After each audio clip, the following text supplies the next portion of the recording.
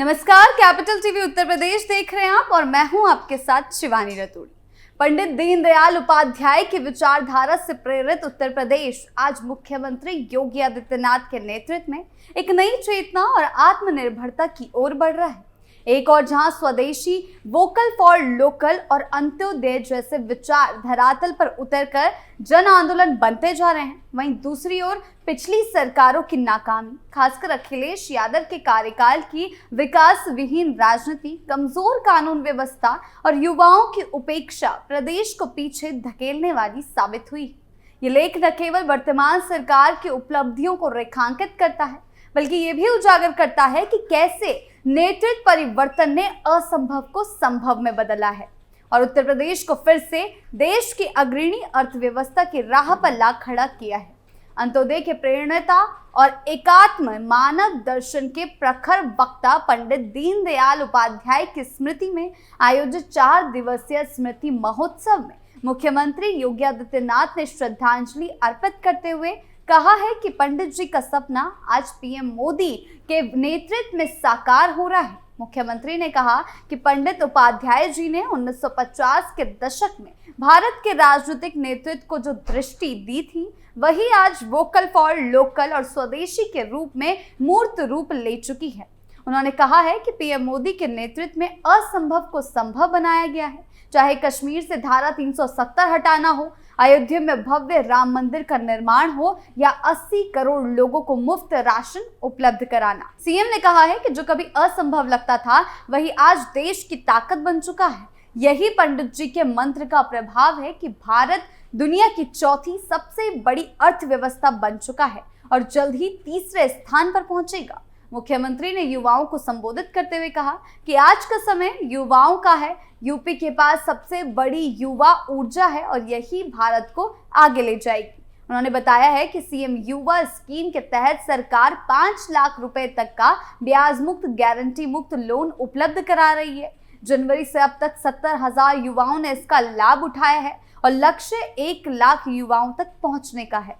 उनका कहना है कि आज भारत का युवा जॉब सीकर नहीं बल्कि जॉब क्रिएटर बन रहा है। स्टार्टअप केवल आईटी सेक्टर में ही नहीं बल्कि ODOP, one district one product और गौ आधारित खेती जैसी क्षेत्रों में भी स्टार्टअप उभर रहे हैं। उन्होंने कहा है कि यूपी में किसी विभाग में आउटसोर्स कर्मी हो, उसे मिनिमम मानदेय 16 से 20,000 रुपए मानदेय हर हाल में मिलेगी।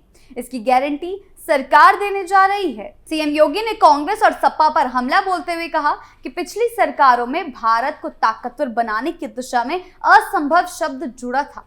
यूपी की स्थिति इतनी बिगड़ गई थी कि आजादी के समय जीडीपी में 14% हिस्सेदारी रखने वाला राज्य 2017 तक देश की 8वीं अर्थव्यवस्था बनकर रह गया। लेकिन डबल इंजन सरकार ने यूपी को फिर से देश की नंबर 2 की अर्थव्यवस्था बनाने का संकल्प पूरा किया।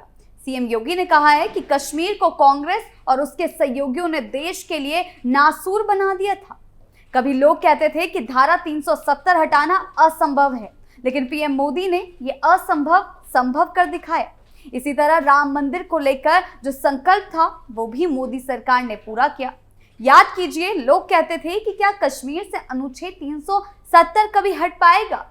तब दीनदयाल जी ने नारा दिया था और कहा कि जहां हुए बलिदान मुखर्जी, वे कश्मीर हमारा है और आज उस कश्मीर से अनुच्छेद 370 को सदा के लिए दफन करते हुए उसे भारत का अभिन्न अंग बनाने का महान काम किया जा चुका है। मुख्यमंत्री ने कहा कि पंडित दीनदयाल जी का मंत्र था कि भारत की अर्थनीति का आधार स्वदेशी होना चाहिए और यही कारण है कि आज ओडीओपी योजना और वोकल फॉर लोकल अभियान से लाखों कारीगरों और शिल्पकारों को रोजगार मिला है। उन्होंने अपील की कि आने वाले त्योहारों में हर नागरिक केवल स्वदेशी उत्पादों का ही उपहार दे। उन्होंने कहा है कि विदेशी सामानों से बचकर हमें अपने स्थानीय उत्पादों को खरीदना चाहिए ताकि पैसा हमारे कारीगरों और किसानों तक पहुंचे, ना कि आतंकवाद और नक्सलवाद फैलाने वाली ताकतों के पास। उनका कहना है कि स्वदेशी है तो स्वावलंबन है, स्वावलंबन है तो स्वाधीनता बनी हुई है और स्वाधीनता है तो हमें सशक्त होने से कोई रोक नहीं सकता। यही पंडित दीनदयाल जी का मंत्र है। 4 दिवसीय महोत्सव में स्वदेशी उत्पादों की प्रदर्शनी, गौ आधारित खेती और नारी स्वावलंबन कार्यक्रमों को प्रदर्शित किया गया। मुख्यमंत्री ने कहा कि यही आत्मनिर्भर भारत और आत्मनिर्भर यूपी की दिशा है। इस अवसर पर केंद्रीय मंत्री प्रोफेसर एसपी सिंह बघेल, प्रदेश सरकार में मंत्री चौधरी लक्ष्मी नारायण सिंह, जयवीर सिंह, मधुसूदन, सोहनलाल, मनीष अग्रवाल, नरेंद्र पाठक, सविता, राज्य महिला आयोग अध्यक्ष बबीता चौहान, विधायक पूरन प्रकाश, पंडित दीनदयाल उपाध्याय स्मारक समिति के पदाधिकारी गण सहित बड़ी संख्या में जनता उपस्थित रही। वहीं बात करें अखिलेश यादव के शासनकाल को उत्तर प्रदेश की विकास यात्रा में एक ऐसा काल माना जाता है जब प्रदेश ने कई मोर्चों पर पीछे हटने का अनुभव किया। उनकी सरकार ने जितनी घोषणाएं और वादे किए, वास्तविकता में उन पर काम बेहद कम या नगण्य रहा। ना तो उन्होंने युवाओं के लिए कोई ठोस रोजगार सृजन की योजना बनाई और ना ही किसानों और गरीबों की दशा सुधारने के लिए कोई प्रभावी कदम उठाए। उनकी राजनीति केवल अपने परिवार और कुछ चुने हुए वर्गों को सत्ता में बनाए रखने तक सीमित रही, जिससे प्रदेश के व्यापक विकास को गंभीर नुकसान हुआ। कानून व्यवस्था की स्थिति खराब हुई, अपराध और भ्रष्टाचार फैले और आम जनता खुद को असुरक्षित महसूस करने लगी। प्रदेश का इंफ्रास्ट्रक्चर और आर्थिक स्थिति बेहद कमजोर हुई, जिसका खामियाजा आम जनता को भुगतना पड़ा। इस दौरान यूपी ने अपनी राष्ट्रीय और अंतर्राष्ट्रीय प्रतिस्पर्धा क्षमता खो दी, जबकि अन्य राज्यों ने तेजी से विकास के रास्ते पकड़ लिए। बता दें कि अखिलेश सरकार के दौरान प्रदेश में बड़े बड़े विज्ञापन और नारे तो खूब सुने गए, लेकिन धरातल पर कोई भी ठोस कदम उठाया नहीं गया, परिवर्तन देखने को नहीं मिला। उन्होंने अनेक योजनाओं और परियोजनाओं का सिर्फ भाषण दिया, ऐलान किया, लेकिन उनका कार्यान्वयन या तो अधूरा रहा या भ्रष्टाचार के कारण प्रभावित हुआ। मेट्रो और एक्सप्रेसवे जैसे महत्वपूर्ण अवसंरचना प्रोजेक्ट को लेकर प्रदेशवासियों की उम्मीदें तो बढ़ी, लेकिन वास्तविकता में उन्हें इंतजार करना पड़ा। बेरोजगारी का स्तर चरम पर था। स्टार्टअप या स्वरोजगार को बढ़ावा देने का नाम पर कोई पहल नहीं हुई और युवाओं को रोजगार के लिए शहरों या अन्य राज्यों का रुख करना पड़ता था। कई योजनाएं केवल कागजों में ही रह गई, जिससे जनता का विश्वास टूट गया। वहीं मुख्यमंत्री योगी आदित्यनाथ के नेतृत्व में जब से यूपी में डबल इंजन की सरकार आई, तब से विकास की गति में तेजी आई है और योजनाओं को समय पर पूरा किया जा रहा है। अखिलेश यादव के शासनकाल में प्रदेश की कानून व्यवस्था बेहद अस्थिर और कमजोर थी। अपराधी खुलेआम घूमते थे, माफियाओं को राजनीतिक संरक्षण मिलता था और आम जनता को सुरक्षा की कोई गारंटी नहीं थी। महिलाओं की सुरक्षा, छोटे व्यापारियों की रक्षा और सामान्य नागरिकों के लिए काल भयानक साबित हुआ। दंगे और सांप्रदायिक तनाव अक्सर होते रहते थे, जिससे सामाजिक समरसता प्रभावित हुई। पुलिस और प्रशासन में राजनीतिक हस्तक्षेप ने व्यवस्था को और अधिक पंगु बना दिया था। इस दौरान लोग खुद को असुरक्षित महसूस करते रहे, न्याय की उम्मीद खोने लगे थे। मुख्यमंत्री योगी आदित्यनाथ ने इस स्थिति को बदलने का बीड़ा उठाया और कानून व्यवस्था सुधार को प्राथमिकता दी, जिससे प्रदेश में न केवल अपराध दर कम हुई, बल्कि निवेश और विकास के लिए भी एक सकारात्मक माहौल बना। युवाओं को लेकर अखिलेश यादव सरकार ने जो आश्वासन दिए थे, वे अधिकांश अधूरे और भ्रमित करने वाले साबित हुए। बेरोजगारी की समस्या उनके कार्यकाल में बढ़ती गई और नौकरियों के लिए लड़ते युवाओं को निराशा हाथ लगी। स्वरोजगार या स्टार्टअप को प्रोत्साहित करने की कोई योजना नहीं थी, जिससे युवाओं की उद्यमिता का सपना अधर में लटक गया।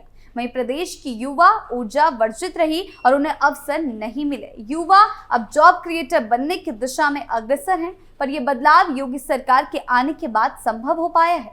उनके शासनकाल में ये सोच और प्रयास पूरी तरह से नदारद थे, जिससे प्रदेश की युवा शक्ति देश के अन्य हिस्सों में पलायन कर गई। अखिलेश यादव की राजनीति पर मुख्यमंत्री योगी आदित्यनाथ ने तीखा प्रहार करते हुए कहा कि ये केवल तुष्टीकरण, परिवारवाद और वोट बैंक की राजनीति पर आधारित थी। इसने समाज में विभाजन को बढ़ावा दिया और प्रशासनिक संस्थाओं की निष्पक्षता को प्रभावित किया। राजनीतिक लाभ के लिए कानून व्यवस्था और प्रशासन को हथियार बनाना आम बात हो गई थी। इससे समाज में अस्थिरता फैली और विकास के लिए आवश्यक एकजुटता और पारदर्शिता की कमी रह गई। जनता ने बदलाव की आवाज बुलंद की और 2017 में डबल इंजन सरकार को समर्थन देकर उत्तर प्रदेश को फिर से विकास के मार्ग पर ले जाने का अवसर दिया। उत्तर प्रदेश की वर्तमान स्थिति ये दर्शाती है कि जब राजनीति सिद्धांतों और लोकहित को केंद्र में रखकर की जाती है, तो असंभव जैसे प्रतीत होने वाले लक्ष्य भी साकार किए जा सकते हैं। पंडित दीनदयाल उपाध्याय के अंत्योदय और एकात्म मानववाद जैसे विचार आज मुख्यमंत्री योगी आदित्यनाथ के नेतृत्व में धरातल पर उतर चुके हैं।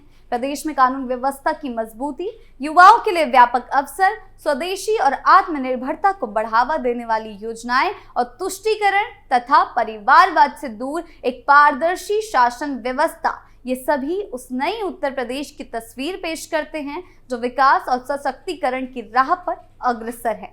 आपकी इस बारे में क्या राय है, हमें कमेंट सेक्शन में जरूर बताएं। नमस्कार।